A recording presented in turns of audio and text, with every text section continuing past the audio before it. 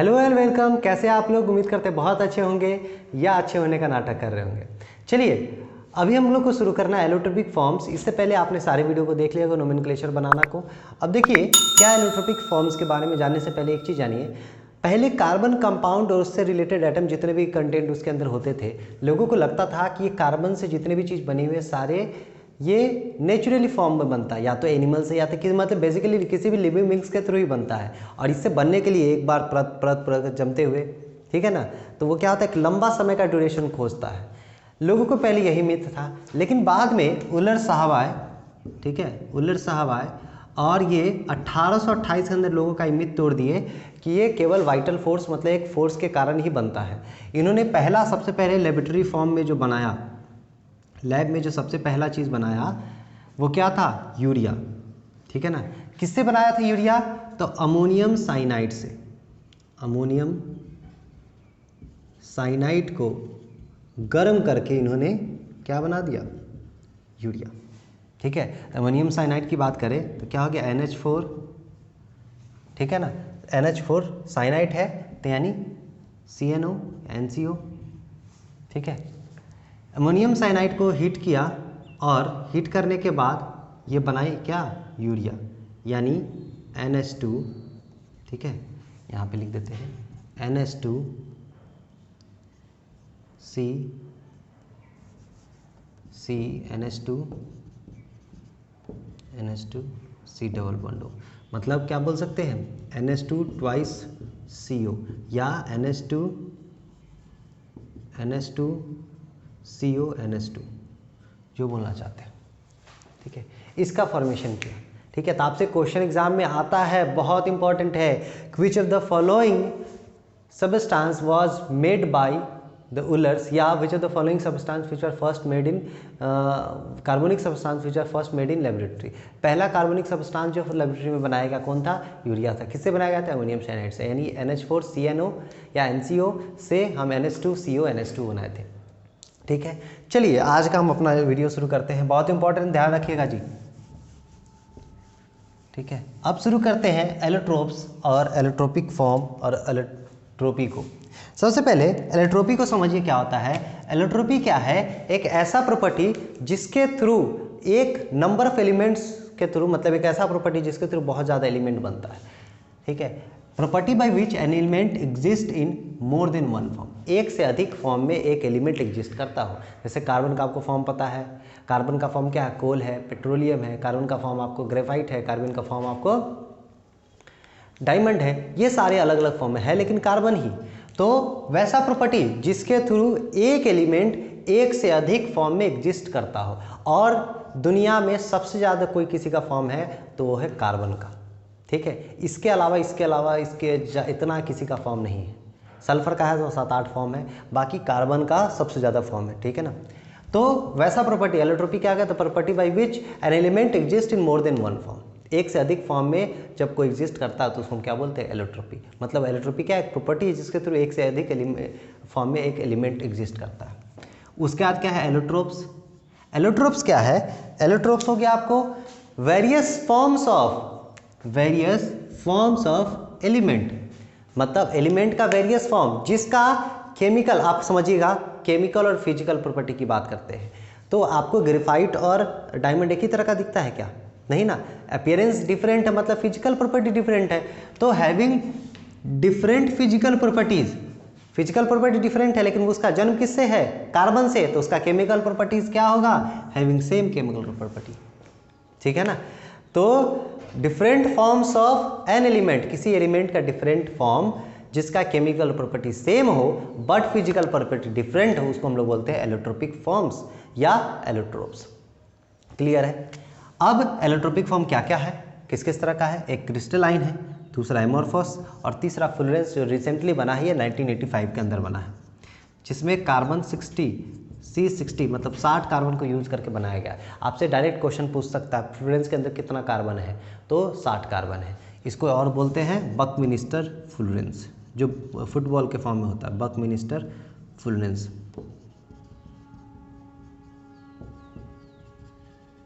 ठीक है। तो क्रिस्टलाइन फॉर्म हो गया, एक अमorphous फॉर्म हो गया। इस दोनों में क्या डिफरेंस है क्रिस्टलाइन में? क्रिस्टलाइन में जो क्रिस्टल होता है उसका जो एटम्स होता है उसका अरेंजमेंट फिक्स्ड होता है, मतलब well defined pattern of atoms, ठीक है ना, बिल्कुल एक तरीका में अरेंज किया रहता है, लेकिन इसका वेल डिफाइंड नहीं होता, नॉट वेल डिफाइंड। बस इतना ही डिफरेंस है। अमorphous मतलब नॉन क्रिस्टलाइन, ठीक है ना, अमorphous मतलब नॉन क्रिस्टलाइन, ठीक है, समझ में आया? क्रिस्टलाइन मतलब कि वैसा स्ट्रक्चर जिसके अंदर जो एटम्स का अरेंजमेंट है वो वेल डिफाइंड फॉर्म में हो, उसको बोलते हैं क्रिस्टलाइन फॉर्म। इसका एग्जांपल क्या हो गया? डायमंड, ग्रेफाइट, ठीक है ना जी, इसका एग्जांपल हो गया डायमंड, ग्रेफाइट।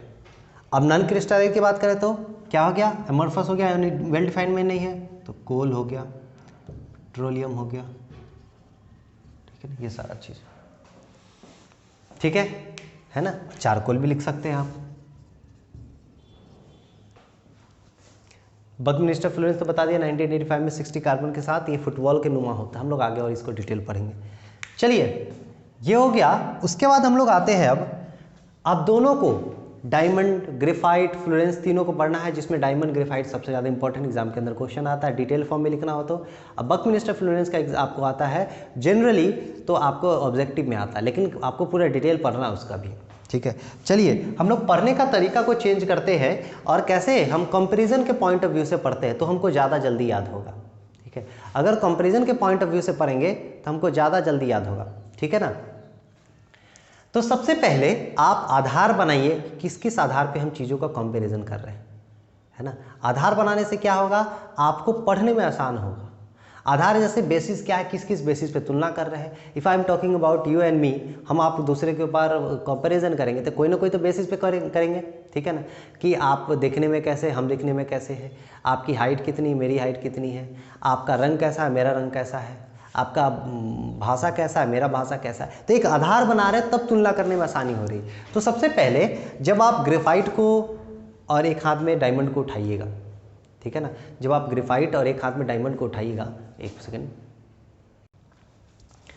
तो ग्रेफाइट और डायमंड को आपने उठाया तो क्या क्या दिखा? तो सबसे पहले हम अपीयरेंस की बात करते हैं कि कैसा दिखा हमको। तो अपीयरेंस कैसा दिखा? वो ट्रांसपेरेंट है, ठीक है ना। आप डायमंड देखते हैं ना, ट्रांसपेरेंट होता है, तो ट्रांसपेरेंट है। और उसका स्ट्रक्चर कैसा दिखेगा? तो ऑक्टाहेड्रल क्रिस्टल्स के फॉर्म में दिखेगा, ठीक है, ऑक्टा मतलब 8। उसके बाद हम ग्रेफाइट की बात करें तो वो कैसा दिखेगा? ग्रेइश ब्लैक, अरे पेंसिल का निब देख लीजिए भाई, ग्रेइश ब्लैक ओपेक मटेरियल है। ओपेक मतलब क्या? जिसके थ्रू हम आर पार नहीं देख सकते हैं, दिख रहा है क्या? तो जिसके थ्रू आर पार नहीं दिख सकते उसको बोलते हैं ओपेक मटेरियल। और ये कैसा है क्रिस्टल है? तो हेक्सागोनल क्रिस्टल्स, ठीक है। चलिए आगे की ओर बढ़ते हैं। अब हार्डनेस की बात कर रहे हैं।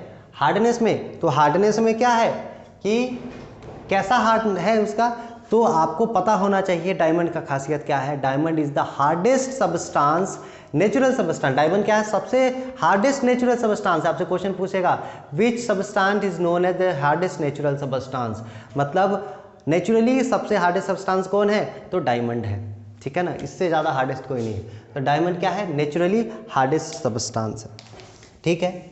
उसके बाद क्या है, और ग्रेफाइट की बात करें तो स्मूथ, सॉफ्ट और स्लिपी है। आप देखिएगा पेंसिल कितना आप फिसलते रहता है, ठीक है। आप एक जगह घस दीजिए, हाथ फिसला के देखिएगा फिसलेगा। तो कैसा? स्मूथ है, सॉफ्ट है और स्लिपरी है, ठीक है। अब हम बात करते हैं डेंसिटी की, तो दोनों का डेंसिटी बहुत हाई होता है, लेकिन ये हाई डेंसिटी इसका है तो इसके तुलना में कोई ना कोई तो कम होगा, इक्वल तो है नहीं, तो इसके तुलना में इसका डेंसिटी क्या है? कम है। इसका डेंसिटी हो गया 3.5, तो इसका डेंसिटी हो गया 2.3, ठीक है। चलिए अब आगे बढ़ते हैं। अब इलेक्ट्रिकल कंडक्टिविटी की बात करते हैं। इलेक्ट्रिकल कंडक्टिविटी मतलब कि इलेक्ट्रिकली उसके अंदर पास होता है कि नहीं। तो इलेक्ट्रिकल कंडक्टिविटी क्या हो गया? डायमंड से इलेक्ट्रिकल पास होता है क्या? डायमंड से इलेक्ट्रिक पास नहीं होता है, तो कैसा हो गया? Bad conductor. और पेंसिल से तो आपको पता है इलेक्ट्रिक पास होता है, यानी गुड कंडक्टर हो गया। अब जिससे इलेक्ट्रिक पास हो रहा है तो उसे हीट भी पास होगा, तो ये हीट पास नहीं हो रहा है, इलेक्ट्रिक पास नहीं होता, हीट भी पास नहीं, ठीक है। इलेक्ट्रॉन का ट्रांसफर नहीं हो रहा, इसमें हीट पास होगा, ठीक। चलिए अभी तक हमने 5 पॉइंट पढ़ा, हम केवल बेसिस को ध्यान रखेंगे, बाकी अपने आप आपको रिजल्ट आ जाएगा। पहले हमने देखा अपीयरेंस कैसा है, तो अपीयरेंस कैसा है, उसका अपीयरेंस बताइए डायमंड का। तो डायमंड कैसा है, ट्रांसपेरेंट है और ऑक्टाहेड्रल स्ट्रक्चर है, ठीक है। उसके बाद इसका हम बताएंगे तो क्या होगा, grace black structure, grace black था, ठीक है, और ओपेक मटेरियल था और हेक्सागोनल स्ट्रक्चर था। फिर अपीयरेंस की बात करें तो हम लोग क्या पढ़े थे कि उसका हार्डनेस कैसा है, तो सब्सटेंस ये हार्डेस्ट सब्सटेंस था, ये क्या था, स्मूथ था, स्लिपरी था और सॉफ्ट था, ठीक है। उसके बाद हम तीसरा की बात करें तो क्या था, डेंसिटी कैसा था, तो दोनों का डेंसिटी हाइट था, एक का 3.5 दूसरे का 2.3, 3.5 डायमंड का, उससे तुलना में कम करें तो ग्रेफाइट का 2.3 था। फिर बात करें थर्मल इलेक्ट्रिकल कंडक्टिविटी की, मतलब इलेक्ट्रिक से पास होता है कि नहीं, तो बैड कंडक्टर ऑफ इलेक्ट्रिसिटी था डायमंड और ग्रेफाइट क्या था, गुड कंडक्टर, ठीक है। उसके बाद जब थर्मल से ये इलेक्ट्रिसिटी की बात किया तो इलेक्ट्रिसिटी से जस्ट जुड़ा हुआ क्या है, हीट, यानी थर्मल मतलब हीट का ट्रांसफर हो रहा है कि नहीं, इससे नहीं हो रहा है, इससे होता है, ठीक है। ये पांचों पॉइंट क्लियर है। अब सॉल्युबिलिटी की बात करते हैं, घुलनशील मतलब घुलने का क्षमता है कि नहीं, तो नहीं है, दोनों कोई नहीं घुलता है, ठीक है। कुछ लोग भी ऐसे होते हैं, कुछ लोग होते हैं सबके साथ तुरंत घुल मिल जाते हैं, और कुछ लोग होते हैं सब जगह जाके लड़ाई ही करते हैं, किसी के साथ घुलते मिलते नहीं। तो जीवन में ऐसा मत बनिए कि जो आपको देखते ही लोग दुत्कारने लगे, ठीक है, आपसे दूरी बनाने लगे। आप ऐसा बनिए कि जब आपके साथ लोग रहना चाहे, ठीक है, आपके होने से उसके पास उसमें एक अलग एनर्जी जगे, ऐसा आप बनिए, ठीक है। नहीं तो आपको देखते अरे यार फिर आ गया ये आदमी, आपको देखते आदमी के अंदर स्माइल आ जाना चाहिए, ठीक है ना, ऐसा बनिए जीवन में। मेल्टिंग पॉइंट, अब मेल्टिंग पॉइंट की बात करते हैं, दोनों का मेल्टिंग पॉइंट बहुत हाई है, ठीक है। अब एक्शन ऑफ एयर का मतलब एयर का प्रभाव क्या होता है, आप सिंपल सा समझिए, ग्रेफाइट हवा से कुछ प्रभाव पड़ता है क्या, नॉर्मली रूम टेम्परेचर पे कोई नहीं, पेंसिल ऐसा रखे रखे खराब हो जाता है क्या, उस पर भी कोई नहीं। लेकिन जब उसको हम एक्सेस टेम्परेचर पे हीट करते हैं, ठीक है, तो क्या बनता है CO2, क्योंकि कार्बनिक कंपाउंड है, कार्बन को ऑक्सीजन के साथ मतलब एयर के साथ जब 900 डिग्री सेल्सियस पे हीट करेंगे तो क्या हो जाएगा, कार्बन डाइऑक्साइड। मतलब डायमंड को जब हम 900 डिग्री सेल्सियस के साथ हीट करेंगे तो क्या बन जाएगा, कार्बन डाइऑक्साइड गैस के साथ फॉर्मेशन करेगा। उसी तरह इसको 700 से 800 डिग्री सेल्सियस पे करेंगे तो कार्बन डाइऑक्साइड, सेम चीज़ बनना है दोनों में, ठीक है ना। अकरेंस, अब कैसे अकर करता है, तो ये नेचुरली अकर करता है और ये नेचुरली आर्टिफिशियली, दोनों। आर्टिफिशियली कैसे बनाते हैं, तो एंथ्रासाइट कोल को जब आप हीट करेंगे इलेक्ट्रिक फर्नेस के अंदर, और किसके साथ, आपको आयरन ऑक्साइड या सिलिका को यूज करके अगर उसमें साथ में हीट करते हैं तो क्या बनाता है, ग्रेफाइट। फिर से सुन लीजिए, एंथ्रासाइट कोल को इलेक्ट्रिक फर्नेस में हीट करते हैं विद द आयरन ऑक्साइड या सिलिका, तो आपको क्या बनाता है, ग्रेफाइट बनाता है। जो एक्सेप्शन चीज़ होता है ना एग्जाम में, वही चीज़ पूछता है जी, हमेशा याद रखिएगा, क्योंकि जो कॉमन चीज़ है वो सबको पता है, ये बैड कंडक्टर है, ये गुड कंडक्टर है, ये सबको पता है, ठीक है। आपसे पूछेगा क्या, नेचुरल सब्सटेंस जो हार्डेस्ट सब्सटेंस है वो कौन सा है। उसके बाद हम लोग अकरेंस तक पढ़ लिए। फिर से आप जब भी वीडियो को रोक करके शुरू से रिवीजन करिएगा, ठीक है ना, कि मैं बार बार अगर रिवीजन कराऊंगा तो क्लास लंबा हो जाएगा, फिर मज़ा नहीं आएगा। तो आप वीडियो को अभी रोक करके आप शुरू से रिवीजन करिएगा अपीयरेंस को। चलिए, मतलब आप शुरू अपीयरेंस से लेकर अकरेंस तक का जो टर्म था और क्या क्या था वो रिवीजन कर लिया होगा आपने। अब हम शुरू करते हैं आगे को। अब क्या यूजेस की बात करते हैं, यूजेस क्या है इसका, कैसा उपयोग है। तो डायमंड का आपको कुछ नहीं आता, तो डायमंड क्या ज्वेलरी बनाने के काम में आता है, ठीक है। फिर डायमंड का यूज़ आपको जो मोतियाबिंद हो जाता है, कैटरेक्ट, उसको ट्रीटमेंट के लिए यूज करते हैं, उसका टूल्स में डायमंड का हम यूज करते हैं, ठीक है ना, क्योंकि बहुत हाई प्रिसीजन की ज़रूरत होती है। फिर क्या है, शीशा काटना हो तो उसमें भी हम इसका यूज करते हैं डायमंड का, जो मतलब बेसिकली हाई प्रिसीजन का जो काम होता है उसमें हम डायमंड का यूज करते हैं। अगर मोटे तौर पे देखें तो हाई प्रिसीजन थर्मोमीटर की बात करें तो उसमें भी हम डायमंड का यूज करते हैं, ठीक है। तो use for high precision tool for use in surgery of cataract, cataract के सर्जरी के लिए हम टूल के अंदर इसका यूज करते हैं। फिर उसके बाद क्या है, हाई प्रिसीजन थर्मोमीटर के लिए यूज करते हैं। फिर इसके बाद क्या है कि protective Windows for space craft जो होता है, जो विमान होता है उसका जो विंडोज़ होता है उसमें प्रोटेक्टिव विंडो जो बनता है उसमें हम इसका यूज़ करते हैं। फिर क्या है, कटिंग और ग्राइंडिंग के लिए, मतलब ग्लास के कटिंग और ग्राइंडिंग के लिए हम इसका यूज करते हैं टूल का। अब हम बात करते हैं ग्रेफाइट की, तो ग्रेफाइट का यूज़ क्या है सबसे ज़्यादा, पेंसिल में, फिर बैटरी के अंदर, electrodes in the dry cell, high temperature lubricants, जहाँ पे लुब्रिकेंट मतलब क्या होता है, वैसा चीज़ जैसे मोबिल ऑयल होता है ना गाड़ी के अंदर डालते हैं, वो क्या करता है, फ्रिक्शनलेस बनाता है सरफेस को, तो लुब्रिकेंट के तौर पे यूज करते हैं। लेकिन कहाँ पे, जहाँ पे हाई टेम्परेचर ऑब्जेक्ट काम कर रहा हो, वहाँ पे टेम्परेचर हाई हो, तो वहाँ पे लुब्रिकेंट का क्या यूज करते हैं, ग्रेफाइट। ऐसा नहीं कि पानी यूज कर लें, पानी तो 100 डिग्री सेल्सियस पे गर्म हो जाए, खुद गर्म हो जाए तो क्या दूसरे को ठंडा लगेगा। लुब्रिकेंट का काम क्या है, वियर और टियर से रोकना, मतलब सरफेस को फ्रिक्शनलेस बनाना, और साथ ही साथ उसको गर्म होने से भी रोकना। ठीक है, तो आप देखिए इसका टेम्परेचर क्या होता है, मेल्टिंग पॉइंट क्या होता है, हाई होता है ना, 700 से 3800 डिग्री सेल्सियस इसका होता है मेल्टिंग पॉइंट।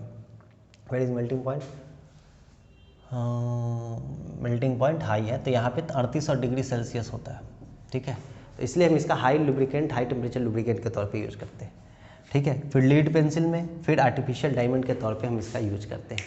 ठीक है, गहना आर्टिफिशियल। ये आपका हो गया, ये बेसिस किस किस बेसिस पे हम किए थे। हम देखते हैं इसका स्ट्रक्चर क्या है, कैसे इसका स्ट्रक्चर हम बनाते हैं। आप एक बार स्क्रीनशॉट ले लीजिए इसका, फिर हम स्ट्रक्चर बनाते हैं इसका। देखिए क्या है, अब इसके अंदर C carbon atom are arrange in, अब ये ग्रेफाइट है और डायमंड है, तो डायमंड का हर एक carbon atom, each carbon atom is bonded to 4 other carbon atom forming a rigid 3 dimensional structure. मतलब डायमंड का एक कार्बन एटम 4 कार्बन एटम से अटैच्ड होता है। ठीक है, एक कार्बन 4 कार्बन से अटैच्ड होता है। ठीक है, ऐसे भी आगे बढ़ते जाएगा।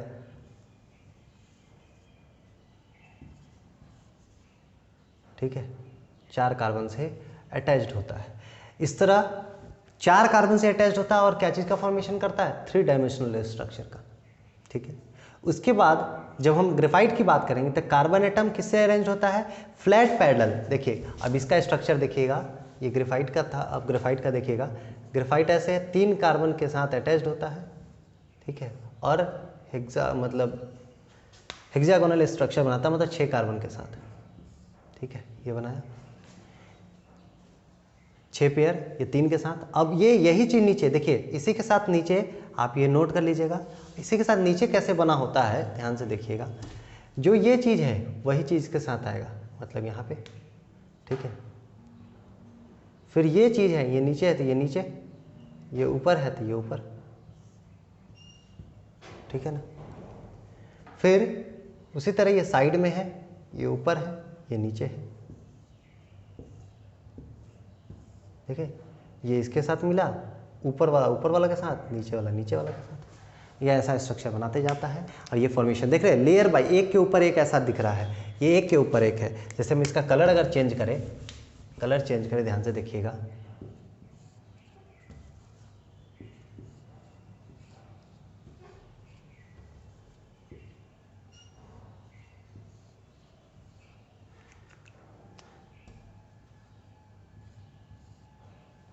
इसी के नीचे बनाए,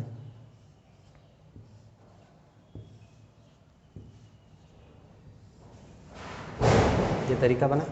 अब इस दोनों को देखिए, साइड वाला को साइड वाला से मिला रहे हैं। ठीक है, साइड वाला को साइड वाला से मिला दिया। ये ऊपर वाला है तो इसको ऊपर वाला को ऊपर वाला से, नीचे वाला को नीचे वाला से, ऊपर वाला को ऊपर वाला से, नीचे वाला को नीचे वाला से। देख रहे हैं, इसी तरह आगे भी जुड़ता चला जाएगा, है ना, आगे भी ऐसे ही जुड़ता चला जाएगा। ये हो गया ग्रेफाइट का स्ट्रक्चर।